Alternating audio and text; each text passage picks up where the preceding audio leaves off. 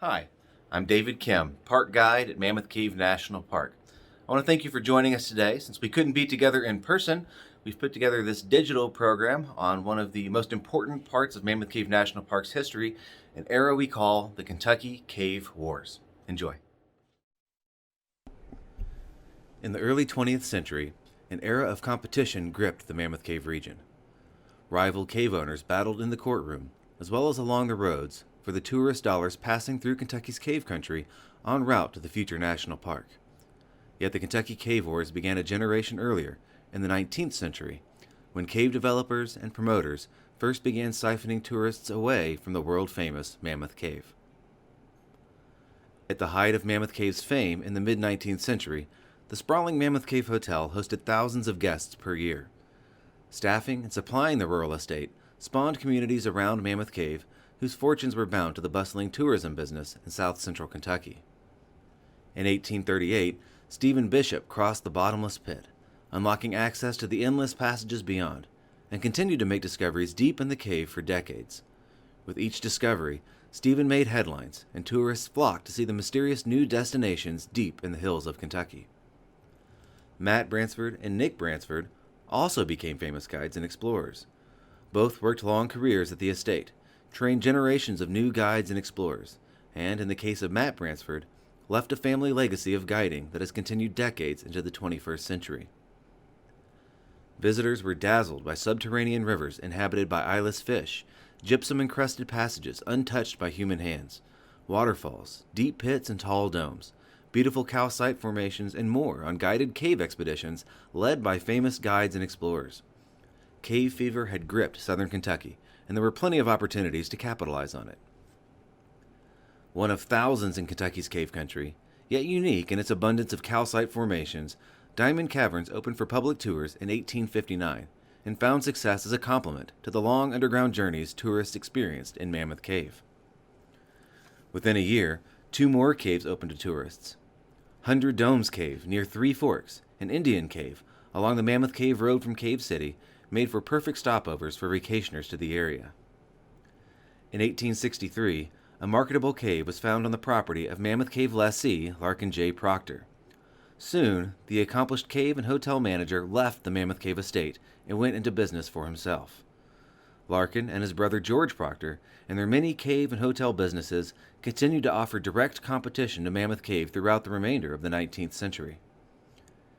Success for these early competitors depended on being located along the stagecoach routes to Mammoth Cave, either from Cave City or Three Forks, the 2 closest towns along the road between Louisville and Nashville.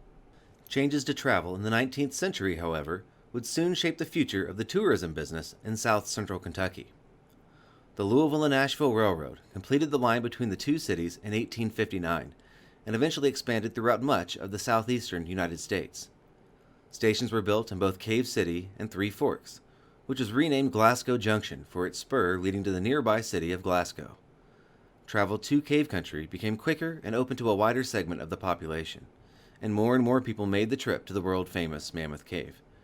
In 1886, a spur was completed between Glasgow Junction and the Mammoth Cave Hotel, called the Mammoth Cave Railroad, and included stops at the communities of Showmont, Union City, and Sloan's Crossing.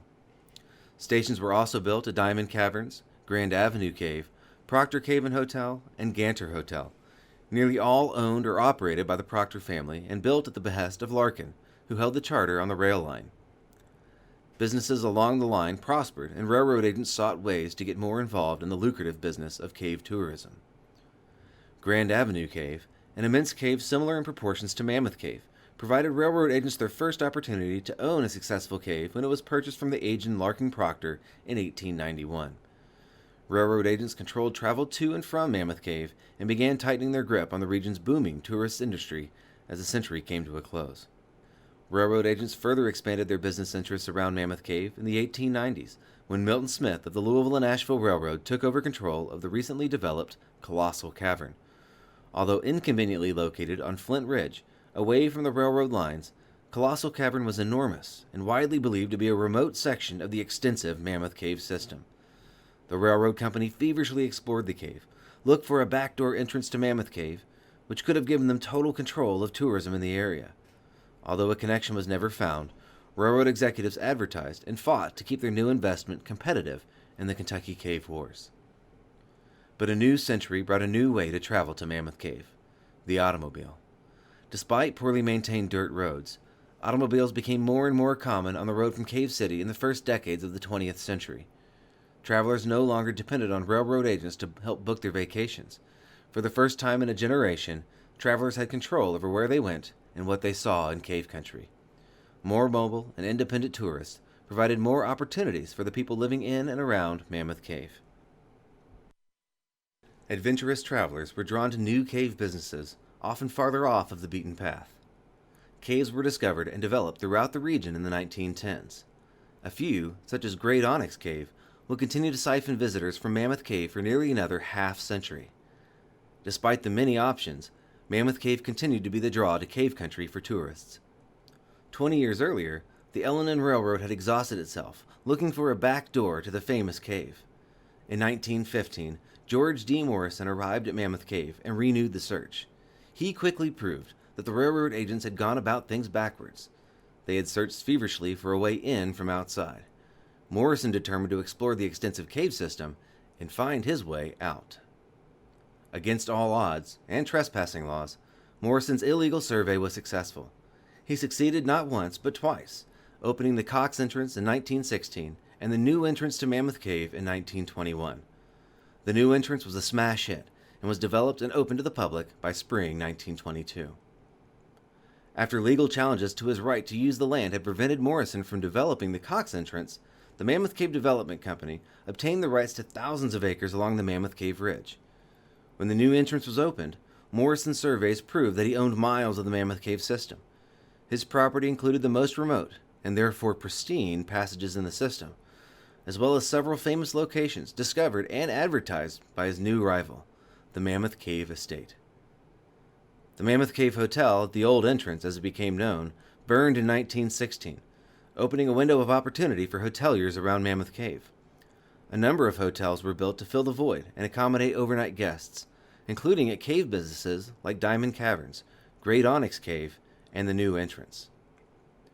The old entrance to Mammoth Cave was in decline and struggling to keep up with the increasing competition. George Morrison was not running a stopover on a vacation to the more famous Mammoth Cave. The new entrance was becoming the destination, and Morrison was serving his guests in ways the Mammoth Cave Estate no longer could.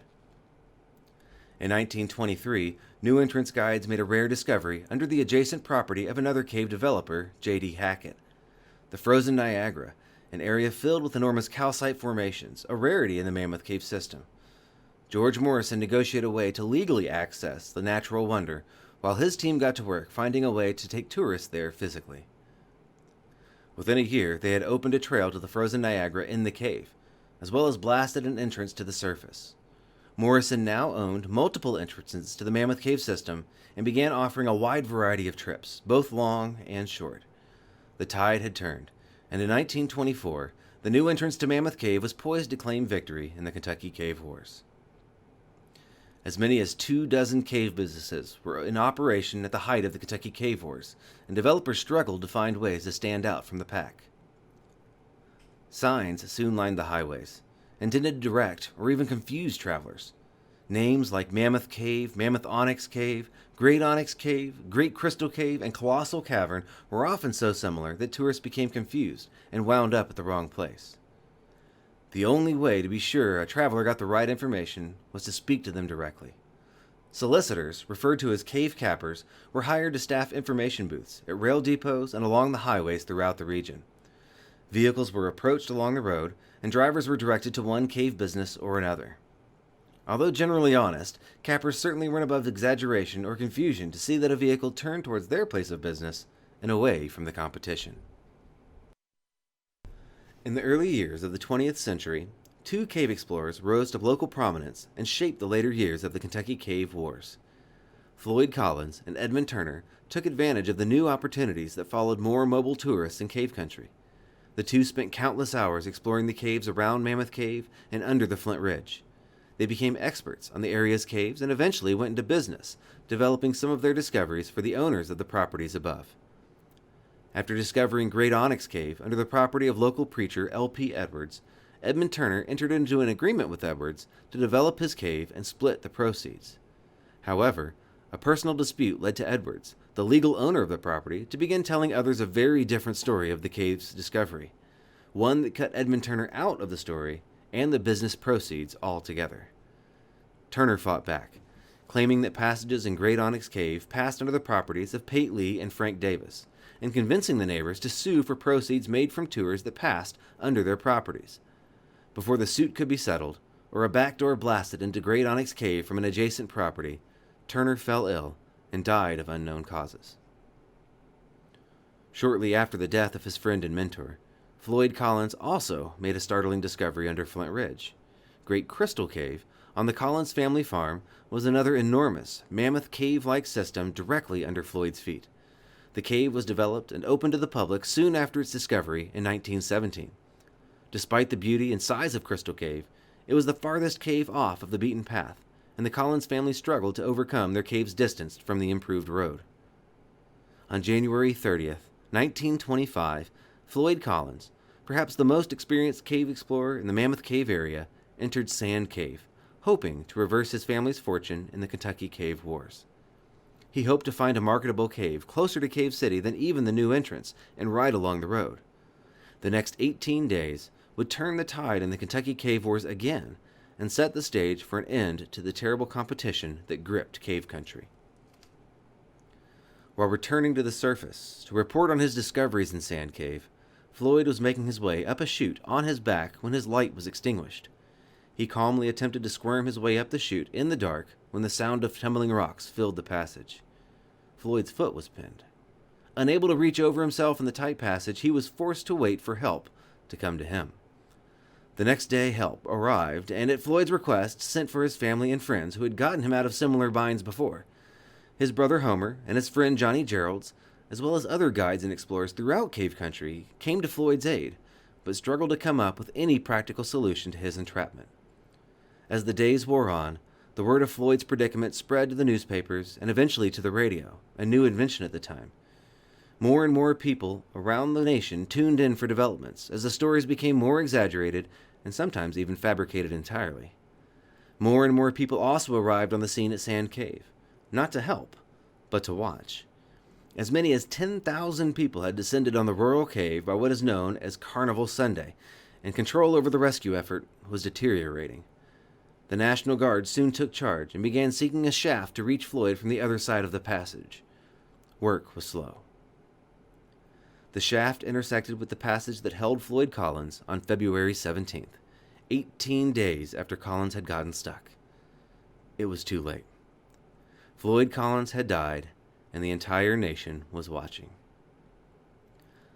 Floyd Collins, whose entrapment and death helped raise awareness of the National Park project, was not the first cave explorer to die attempting to develop a cave for tours around Mammoth Cave. His death, however, had drawn the attention of the nation. To some, his death was a black eye on the cave business. To others, however, it was just another attraction, something else to see. The entrance to Sand Cave was soon commercialized, as well as the rock that had pinned Floyd Collins. Great Crystal Cave also became successful after Floyd's death. Floyd Collins's remains even became an attraction when his body was placed on display in a glass-topped coffin in the newly renamed Floyd Collins Crystal Cave. The once celebrated Mammoth Cave had become a shadow of its former self. What was once the pride of Kentucky had become infamous for feuding, cutthroat business practices, and solicitors fighting along the roads. Somebody needed to save Mammoth Cave before the beloved natural wonder was destroyed. In 1926, a group organized called the Mammoth Cave National Park Association and traveled to Washington to negotiate with Congress for the establishment of a new national park at Mammoth Cave. The cave and cave area, the group argued, was worthy of federal protection, and in line with a plan to establish national parks in the eastern United States, would help bring the growing National Park Service closer to the nation's centers of population. That same year, the last surviving heir to the Mammoth Cave estate died, and the Mammoth Cave National Park Association purchased the foundation of their new national park. Mammoth Cave National Park was approved, but the hard work of acquiring property was left to the private citizens in the National Park Association. Members began buying up the property around Mammoth Cave as quickly as they could, but soon ran into roadblocks. Many simply refused to sell. Not everyone was willing to abandon their home or livelihood for a new national park. When land sales stalled, the Commonwealth of Kentucky, eager for a new national park, came to the aid of the Mammoth Cave National Park Association. The Kentucky National Parks Commission utilized its power of eminent domain to force the sale of properties and businesses in and around Mammoth Cave. Its greatest success came in 1931, when George Morrison and the Mammoth Cave Development Company sold. Mammoth Cave's greatest competitor, and perhaps the greatest obstacle for peace in the Kentucky Cave Wars, had thrown in the towel. As the park slowly began to take shape, 4 camps of the Civilian Conservation Corps were brought into Mammoth Cave to assist in the creation of the park. For $1 a day, the young men planted millions of trees, removed structures and fencing, built offices and residences, and constructed miles of trails inside the cave.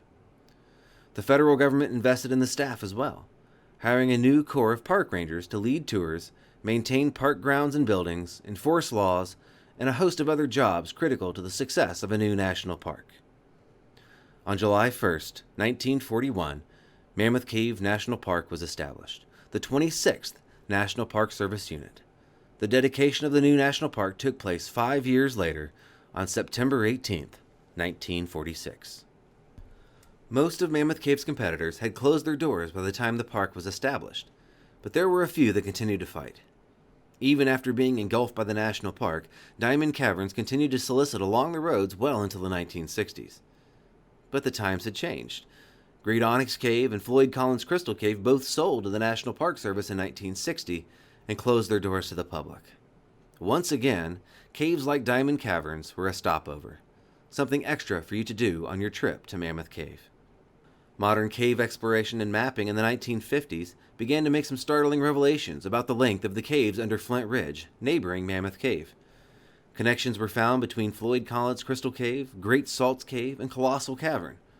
Once again, cavers dreamed about connecting to Mammoth Cave. This time, instead of trying to steal their business, cavers were after bragging rights, the title of World's Longest Cave. On September 9th, 1972, history was made when a team of cavers with Cave Research Foundation entered Floyd Collins Crystal Cave and exited via the elevator in the Mammoth Cave System. At 144.4 miles in length, the Flint Mammoth Cave System became the longest mapped cave on Earth. And it was only the beginning. Hundreds of more miles of cave have been mapped since that day. The Cave Research Foundation is still discovering passages and finding connections between cave systems in and around Mammoth Cave, with no end in sight. Floyd Collins, under his family farm on Flint Ridge, was in Mammoth Cave all along. The agents of the L&N Railroad, so desperate to prove that Colossal Cavern connected to Mammoth Cave, were right all along. Even Larkin Proctor, who claimed that Proctor Cave was a distant section of his famous former employer, was right. It's impossible to know how the Kentucky Cave Wars would have turned out if Floyd Collins could have proven that he owned remote stretches of Mammoth Cave years before the opening of the new entrance, or if Larkin Proctor could have made the same claim 50 years before that. President Franklin D. Roosevelt once said, "Competition has been shown to be useful up to a certain point and no further, but cooperation, which is the thing we must strive for today, begins where competition leaves off." Perhaps, by knowing how much damage can be done through competition, we can better appreciate how much we can achieve through cooperation. The Kentucky Cave Wars had a lasting impact on the caves, the land, and the lives of the people that call Cave Country home. Where once explorers feverishly scrambled to strike it rich by finding, developing, and exploiting a new attraction, today there is quiet. The scars of the past are disappearing, but the people and places in Mammoth Cave National Park will continue to tell the stories of the Kentucky Cave Wars for many generations to come.